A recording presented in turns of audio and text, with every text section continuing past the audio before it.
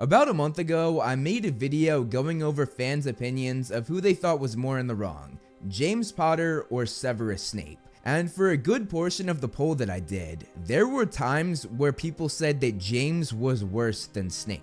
Ultimately, the poll ended with 41% of people saying that James was more in the wrong, which is absolutely ridiculous and way too high. I stayed non-biased in that video, but I'm not doing that for this video. I am about to go in, not only on Snape, but to those 41% of people who I'm saying are absolutely delusional. So let's get into it. I'm excited for this one. It's true that James bullied Snape when they were kids, which wasn't right. But Snape took part in this rivalry as well, oftentimes going after James, but people just conveniently forget that. Snape disliked James because he was jealous of him. He envied James's popularity. But meanwhile, he spent his time practicing the dark arts with other future Death Eaters. There's a reason he wasn't popular like James. People saw him as a bad person. Even Lily called Snape out for wanting to join the Death Eaters. You and your precious little Death Eater friends. You see, you don't even deny it. You don't even deny that's what you're all aiming to be. You can't wait to join you-know-who, can you? Which for Snape is more damning than anything else I can think of. Thinking about this, the person whose opinion he valued more than anybody else saw him as a bad person, and he still didn't try to change. Let me repeat that. Snape could not make himself a better person even for the woman that he loved like nobody else. If he couldn't do it then, it's clear that he could never change. And we'll get back to that in a minute. I know a lot of you are probably thinking, but he did change. A lot of fans who were bullied in high school say that they can relate to Snape and feel for him being bullied. But to those of you that are saying that, no, you can't relate to him. You didn't spend your entire middle school and high school career preparing to join a murderous cult. At least I hope you didn't. If you were bullied, you are not the same as Snape. You cannot relate to him. You guys did not deserve to be bullied, and I am so sorry that that happened to you. But Snape kind of did deserve to be bullied. Some might forget, but Snape himself was a bully. He and his little Death Eater friends went after other Muggle-born students. That was nothing, said Snape. It was a laugh, that's all. It was dark magic, and if you think that's funny... A lot of people use that quote of James saying he didn't like Snape simply because he was alive. And I'll admit, this is really bad. Saying that was truly awful. But let's just go through something. If Snape wasn't alive, James wouldn't have died, Lily wouldn't have died, Harry wouldn't be an orphan, and all the things that Snape did to make people proclaim him a hero wouldn't have been necessary. And we will touch on that later. Snape became angry and jealous of James because he stole the girl that Snape loved, even though Lily never saw him that way. But James did not steal Lily. Snape called Lily a mudblood, the wizard equivalent of a racial slur, in front of half the school. James did not steal her. She wrote Snape off because of his own disgusting actions, and she was right to do so. While Snape continued to prepare to be a Death Eater, Lily saw James mature in their 7th year, and as did Dumbledore, making James head boy of Gryffindor House when he wasn't even a prefect, which is unheard of. If Dumbledore saw a change in James, you know that he had a drastic change in character. A lot of people say that we see James and him maturing through the eyes of his best friends, but this proves otherwise.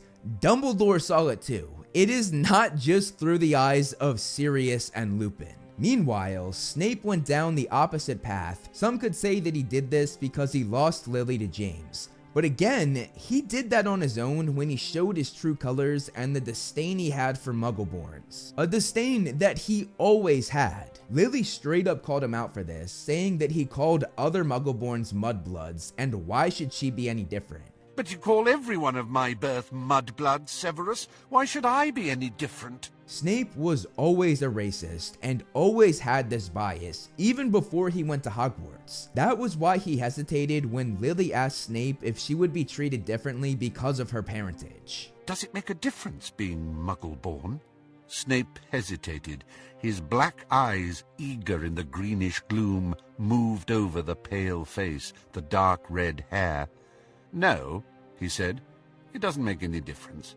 And we all know that the only reason why he said no was because he wanted to make sure that Lily liked him the way that he liked her. A lot of people say that Lily's mouth twitching for 1 second into a smile when Snape was being held upside down is a reason why he went further into the dark arts. But you have to remember, Lily was on the cusp of ending her friendship with Snape. This was moments before she called him out for calling other Muggleborns mudbloods and calling him out and saying that she knew he was trying to be a Death Eater. So Lily's mouth twitching for 1 second is understandable. She did not like Snape at this point. And even knowing that, she still tried to defend and protect him, only for Snape to call her a mudblood. How pathetic on Snape's part. It shows his true colors that he was not happy that a mudblood had to come to his rescue, even if it was Lily. I don't need help from filthy little mudbloods like her. This again shows his contempt and how racist he really is, and how he has always been that way. He did this to the woman he loved. I never meant to call you mudblood, it just slipped out. Now let's go over when they were adults. When they were adults, Snape became a wizard Nazi. And while some might say that James's bullying led him down this path, that is just not true. Snape started down this path a long time ago during his early school days. Everybody saw that he was obsessed with the dark arts, and it was no surprise to anyone that he and all of the kids he hung out with became Death Eaters after school. And even if James's bullying did affect Snape, a high school bully doesn't have the power to make you swear your allegiance to a murderous dictator. No amount of bullying could ever make somebody do this if it wasn't already in them from the start. While Snape joined a wizard Nazi group, James joined the Order of the Phoenix to fight the Nazi group Snape was a part of. James joined the good side and risked his life to protect the rest of the wizarding world from Voldemort and his evil Death Eaters, including Snape. And if you've somehow argued against all of the things I've gone over so far, you won't be able to argue with the rest of the video, I guarantee that. Snape played a major part in the murder of Lily and James. He told Voldemort about a prophecy which happened to be about James's son. Snape was going to let Voldemort kill a baby and probably its whole family without batting an eye until he realized that Lily, a girl who hadn't spoke to him since he was 16, was involved. Snape went to Dumbledore and asked him to protect Lily, but said that he did not care if James and Harry died, which made Dumbledore say that Snape disgusted him.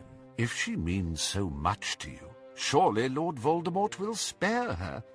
Could you not ask for mercy for the mother in exchange for the son? I have asked him. You disgust me, said Dumbledore, and Harry had never heard so much contempt in his voice. You do not care, then, about the deaths of her husband and child? They can die as long as you have what you want. And if Dumbledore says that about you, you know that you are a vile person. Snape wanting a high school bully and his innocent baby to die is outrageous and pure evil. Let me say that again for those in the back. Snape aided Voldemort in killing a baby without batting an eye. He knew exactly what that prophecy meant. How much did you relay to Lord Voldemort? Everything I heard. James Potter died protecting his family and died a hero. Meanwhile, Snape changed sides because he was obsessed with a girl who he called a racial slur and who probably hadn't given him a second thought since that incident. Snape holding on to this high school crush is creepy. And honestly, the fact that he even loves Lily in the first place is pathetic, because Lily never showed any sign of feeling the same way. I get it if you're hung up on your first high school girlfriend, but Lily was never even close to that for Snape. In fact, most of their middle school and high school career, she was questioning their friendship and pulling away. While everyone commemorated James's heroic death, Snape became a teacher at Hogwarts, spending his days bullying children as an adult. People fault James for bullying a kid when he was a kid, but Snape bullied innocent children as a grown man. There was no excuse for that, no matter how hard you were bullied. Teachers are supposed to protect and care for their students and be a safe place for them. Instead though, he bullied his student Neville Longbottom so badly, even trying to kill his toad Trevor at one point, that Snape, Neville's own teacher, was his greatest fear in the entire world. And it gets worse. When Harry Potter came to school, Snape tormented him because of a grudge he had in high school, meaning he still held a grudge against a man who he essentially helped murder when giving Voldemort the prophecy. A good man would at least feel some sort of guilt for this, but not Snape. Many Snape fans argue that, oh, he changed because he tried to protect Harry in the first book. And it is true that Snape tried to protect him, but this wasn't because he felt guilty about having a hand in his mother and father dying. It was because he felt he owed James a debt for saving his life when they were kids, and once he thought they were even, it allowed Snape to go back to hating James in peace. Professor Snape couldn't bear being in your father's debt. I do believe he worked so hard to protect you this year because he felt that would make him and your father quits. Then he could go back to hating your father's memory in peace. This was not heroic whatsoever. It was immature, selfish, psychopathic, and honestly, I would even say evil. I will admit that Snape was brave for going behind Voldemort's back, but the reason why he did this wipes away any credit he would get for it. The fact that his inspiration for this was his love for Lily is concerning. He had not spoken to Lily since he called her a mudblood 22 years ago. His last memory of her was a 16-year-old girl, while he was a 38-year-old man thinking about this. I'll let you sit on that for a second. His obsession with Lily for 22 freaking years is disturbing. Snape may have died a brave man, but he also died as a man who brought nothing but harm to the world. Nobody was better off because Snape was on this earth. Everything that made him a hero and made people argue that he was a good person was avoidable if, as James said, he wasn't alive. He should not be commemorated the way James, a true hero, was. Snape is an evil person and always was. James's bullying might have brought that out a bit, but deep down, it was always in there. There is no defense you can make for Snape when you go through his life story. And if you're still defending Snape after everything I just went over, you are absolutely delusional. I'll leave you with these words. F*** Snape.